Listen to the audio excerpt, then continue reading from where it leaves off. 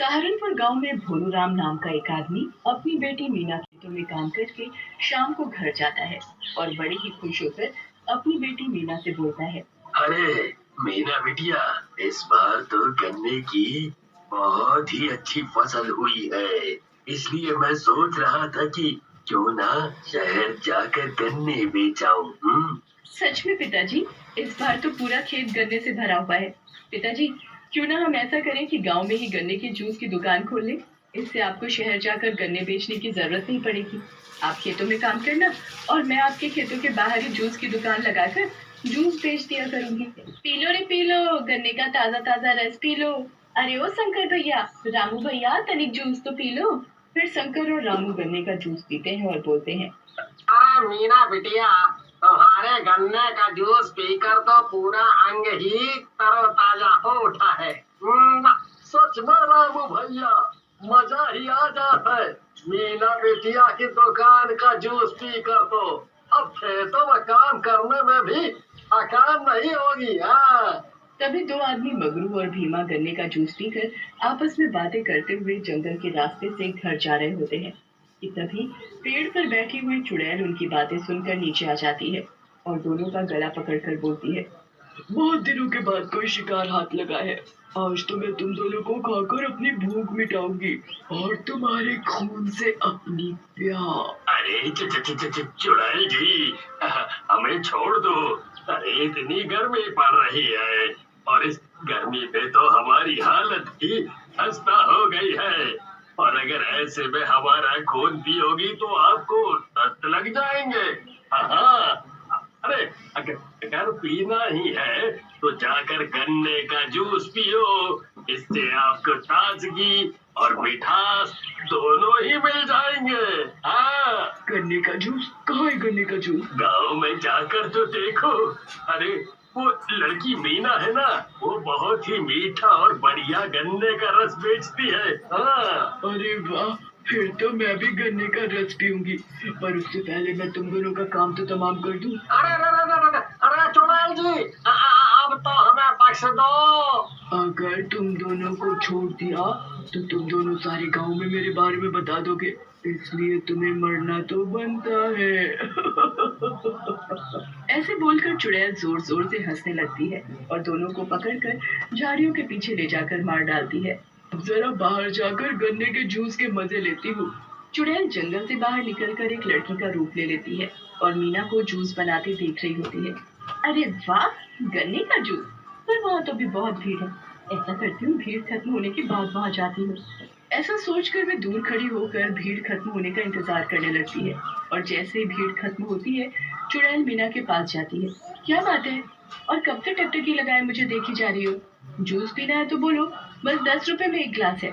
Juice तो पीना है, पर मेरे पास तुम्हें देने को पैसे नहीं है। ये लो गन्ने का जूस, और इसके मैं तुमसे पैसे भी नहीं लूंगी।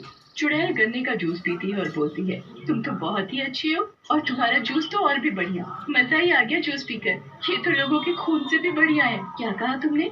चुड़ैल हंसते हुए बोलती है। अरे वो तो मैं मजाक कर रही थी। फिर जूस पीकर चुड़ैल वहाँ से चली जाती है और अगले दिन फिर से चुड़ैल मीना की जूस की दुकान के आगे आकर खड़ी हो जाती है। मैं तुम्हें एक शर्त पर जूस पिला सकती हूँ। वो क्या? अगर तुम मेरे साथ जूस निकालने में मेरी मदद करो तो मैं तुम्हें जूस पीने के लिए दूंगी, और जितना तुम पीना चाहो उतना जूस तुम पी सकती हो। फिर चुड़ैल मीना के साथ जूस निकालने में उसकी मदद करने लग जाती है और मीना उसकी मदद के बदले में उसे ढेर सारा ताजा ताजा जूस पीने के लिए देती है। सच में मीना, तुम बहुत अच्छी हो जो मुझे इतना सारा जूस पीने के लिए देती हो। अच्छा तो मैं चलती हूँ, कल फिर से आऊंगी तुम्हारी मदद करने। अब चुड़ैल रोज मीना की मदद करती और उसके बदले गन्ने का जूस पीती। एक दिन मीना की दुकान के सामने एक कार आकर रुकती है। उसमें से राहुल और पवन नाम के दो लड़के बाहर निकलते हैं और मीना को जूस निकालते देख बोलते हैं, अरे वाह यार, यहाँ गांव में भी जूस की दुकान। कितने पागल हैं ये दोनों, मुझे खूबसूरत लड़की समझ रहे हैं। अगर इन्हें अपना असली चेहरा दिखा दिया तो इनकी सिट्टी पिट्टी गुल हो जाएगी। जल्दी से जूस तो पिला दो, यहाँ खड़े खड़े गर्मी से हालत बुरी हो रही है। फिर मीना जूस बनाकर देती है कि तभी राहुल मीना का हाथ पकड़ लेता है। मीना गुस्से से बोलती है, अरे अरे, मेरा हाथ छोड़ो नहीं तो। नहीं तो क्या कर लोगी? चलो ना हॉट गर्ल मेरे साथ। मैं तुम्हें अपनी कार में घुमा कर लाता हूँ। मीना को छेड़ता देख चुड़ैल को बहुत गुस्सा आता है और वो राहुल का गला पकड़कर हवा में उठा देती है। तुझे क्या लगता है बस तेरे अंदर ही ताकत है? अभी बताता हूँ तुझे, फिर देखता हूँ क्या करती है तू। अरे ओ साहब, बहुत हो गया तुम्हारा। अभी सबको शोर मचाकर बुलाती हूँ, फिर देखना तुम्हारी चटनी ना बन जाए। तुम दोनों को पता नहीं कि कौन है हम दोनों गांव की लड़कियों का वो हाल करेंगे कि तुम दोनों ने सोचा भी नहीं होगा। ऐसा बोलकर राहुल और पवन मीना और चुड़ैल को पकड़ लेते हैं। तभी चुड़ैल को बहुत गुस्सा आता है और वो गुस्से से बोलती है, तो ऐसे नहीं मानोगे तुम दोनों? अभी रुक, तुझे अभी मैं अपना असली चेहरा दिखाती हूँ। फिर चुड़ैल लड़की से अपने चुड़ैल के रूप में आ जाती है, जिसे देखकर राहुल, पवन और मीना तीनों के होश उड़ जाते हैं। भगवान, ये क्या हुआ? अरे जिसे हम हॉट गर्ल समझ रहे थे वो तो चुड़ैल निकली। आना, अब चिढ़ मुझे। अब मैं तुझे जूस नहीं पिलाऊंगी, बल्कि तेरा जूस निकाल कर मैं पीऊंगी। ऐसा बोलकर चुड़ैल जोर जोर से हंसने लगती है और दोनों का गला कसकर पकड़ लेती है।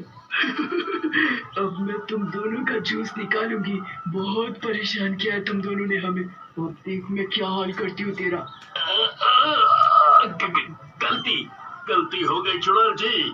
हम दोनों से बहुत बड़ी गलती हो गई। प्लीज हम दोनों को छोड़ दो।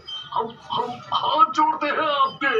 एक शर्त पर मैं तुम दोनों को छोड़ दूंगी, अगर तुम दोनों वादा करो कि आज के बाद कभी किसी लड़की को नहीं छेड़ोगे। हम दोनों हाथ जोड़कर बोलते हैं और वादा करते हैं कि आज के बाद कभी किसी लड़की को नहीं छेड़ेंगे। हमें माफ कर दो, हम सच में अपनी इस हरकत के लिए शर्मिंदा हैं। फिर चुड़ैल गन्ने का जूस निकालकर राहुल और पवन को देती है और बोलती है, चलो अब दोनों मेरे हाथों का बना गन्ने का जूस पियो, और हाँ, इस जूस के मैं पूरे 500 रुपए लूंगी। फिर वे दोनों जल्दी से जूस पीते हैं और मीना को 500 रुपए पकड़ा कर वहाँ से भाग निकलते हैं। तुम एक चुड़ैल हो और तुमने मेरी मदद की। तुमने भी तो मुझसे बिना पैसे लिए मुझे गन्ने का जूस पिलाया था। अब मैं तुम्हारी दुकान पर नहीं रुक सकती, पर हाँ, जब मेरा जूस पीने का मन करेगा तो मैं वीडियो अच्छा लगा होगा तो सब्सक्राइब एंड लाइक प्लीज करें। चली जाती है।